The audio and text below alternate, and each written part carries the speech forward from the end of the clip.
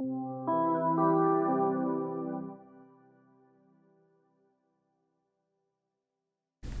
I'm Chao from the Morpheus Clinic for Hypnosis in Toronto, Canada. In this video, I'll describe a number of approaches for how hypnosis can help you with weight loss. The other videos on this YouTube channel explain how hypnosis works, but hypnosis by itself just relaxes you and opens your mind. What matters more are the messages communicated during a hypnosis session intended to instill certain attitudes, beliefs, or perspectives. In this video, I'll describe some of the attitudes that I want my clients to take on in order to achieve healthy and sustainable weight loss. Between diet and exercise is the harder way to achieve weight loss. Both are important for good health, but if you wanted to create a 500 calorie a day deficit by running on the treadmill, you'll have to do that strenuously for at least an hour, 7 days a week to lose 500 calories in a day. But to achieve the same 500 calorie loss through dieting, all you have to do is to cut out snacking that might add up to 500 calories in a day, to make healthier food choices that adds up to 500 calories, to stop emotional eating, where you eat 500 calories for emotional reasons. And it's easier to stop doing these things than it is to start a new habit, just in terms of scheduling as part of a busy life. So most of my weight loss programs focus on eating rather than exercise, although both are important.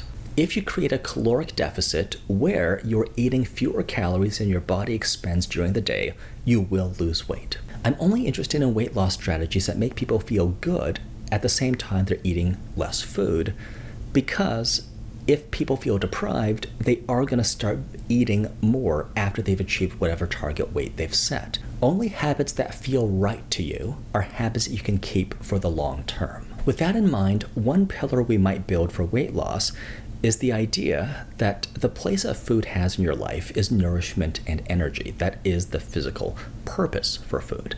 And if you are stressed, if you are bored, if you are upset, if you are lonely, there are much better solutions to those emotional needs than food.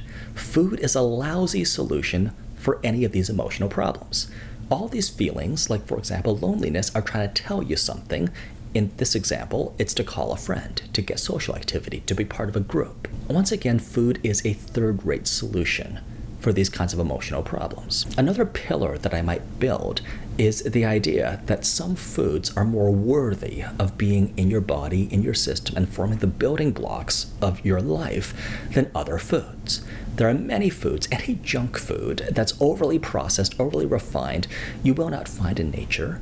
And universally, the healthiest foods are the ones that you'll find in the oceans, in the fields, the forests. Without telling people what precisely to eat, the messaging is that you prefer natural foods to foods coming out of a factory. Another pillar that I might build is the idea that eating should be a 5-sense experience, where you see the food first and then you smell it. When you put it in your mouth, only then do you taste it, but at the same time you're feeling the texture and hearing the sound as you chew the food, as you bite down on the crunch.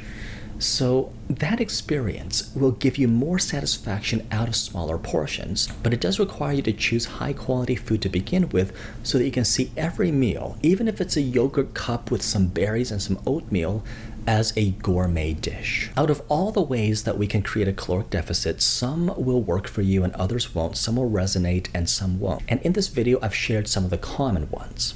The list is not by any means exhaustive, and whatever issue you present to me, chances are I've heard it before and I can give you a solution similar to what I've described in this video. To take the next step forward, if you haven't already, watch the other videos in this playlist or on this channel, especially the video titled "Can You Be Hypnotized?", where there's an assessment to see how suggestible you are.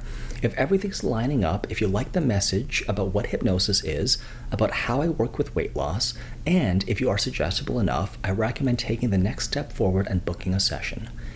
To take that next step, call our office at 416-556-4068 or visit our website at www.morpheusclinic.com. In either way, we're happy to help. Again, I'm Chao from the Morpheus Clinic for Hypnosis in Toronto, Canada, where we make hypnosis make sense.